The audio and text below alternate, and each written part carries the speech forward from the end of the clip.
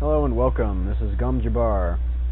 Today we're looking at a PvT build that was created by Hister, right here, from the Team Liquid forums. This is essentially a one-base all-in with a ton of immortals. It's pretty neat actually. I'm really surprised how strong it looks.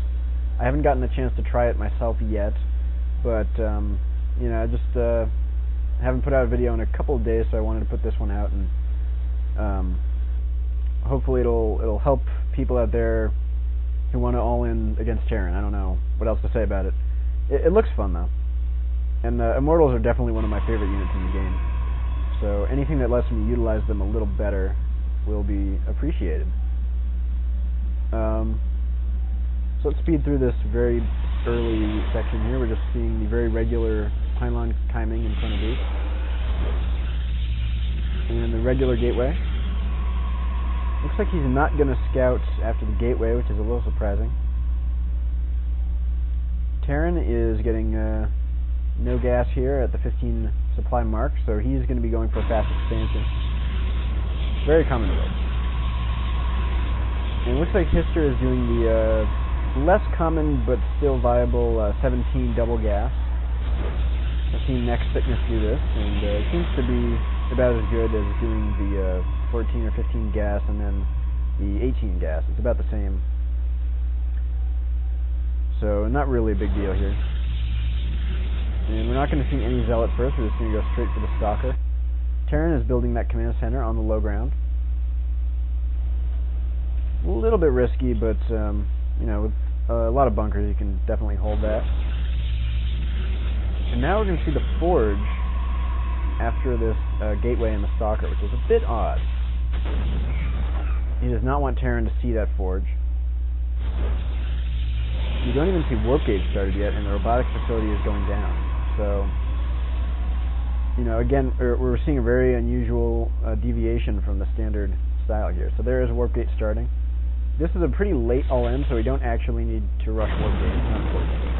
He's going to run into the Stalker, and I think that's a huge mistake, because it's 125 minerals and 50 gas for basically no information other than command center is done. You could have guessed that anyway.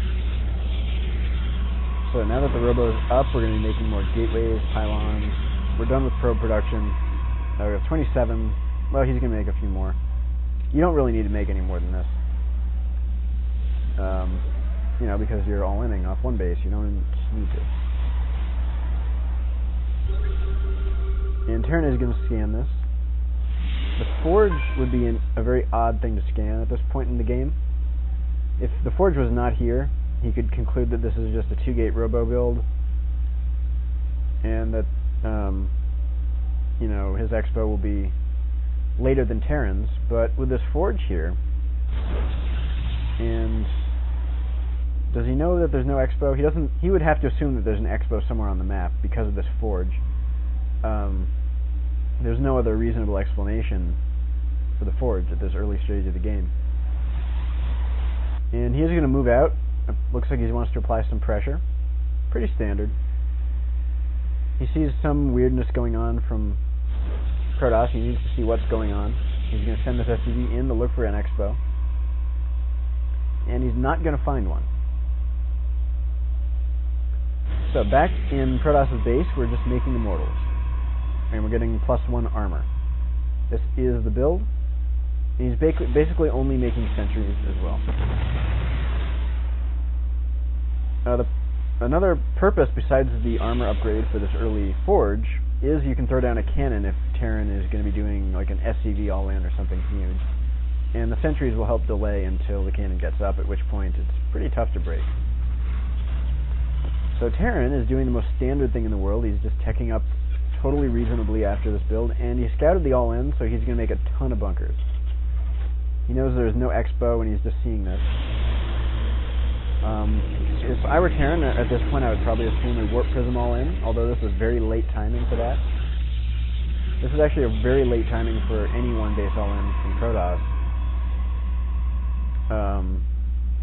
And I would just be very confused as Terran. And putting down all these bunkers is completely reasonable. He's even walling in with his engineering base, which is pretty strong as well.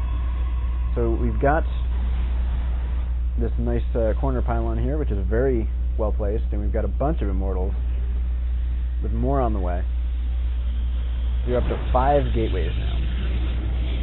5 gateways, which is about what you need if you want to be warping in Zealots and Sentries. Way too many if you want to be warping in any Stalkers. And at this point, we're basically cutting immortal production. We're just going back to... He wants to check what's up here. He wants to pretty much go to Zealot Sentry once we have enough immortals. So the immortal count is at 4 right now. We're done making immortals. We're just chrono boosting warp gates, and we're going to engage up this ramp. Here we go. A few more warp-ins. This looks like a very strange army, especially considering we have 4 bunkers at the top of this ramp with a full wall. But here's what we're going to do. We're going to Guardian Shield, and then we've got the Zealots with +1 armor.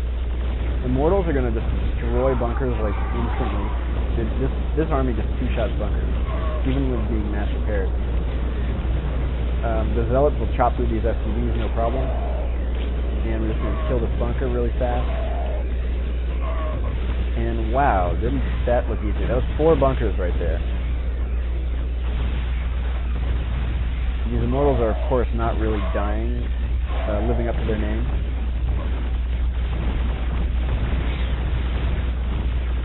And yeah, this Expo cannot stay down here. Protoss is going to move up this ramp, and there's only... It's just like any Marauders being constructed. That's just... Terran is in a really tough spot. I think he just has to go pure Marine to even have a chance of holding it. And Guardian Shield with the Zealots makes that very difficult. So he's going to move up here and take this out.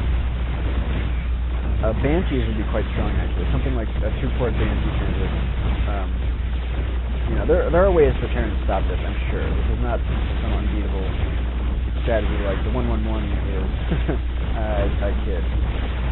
But this still looks very stupidly strong against a standard Terran opening like this. So, you know, this is just a fun game that you might want to try out the strategy and have some fun with it.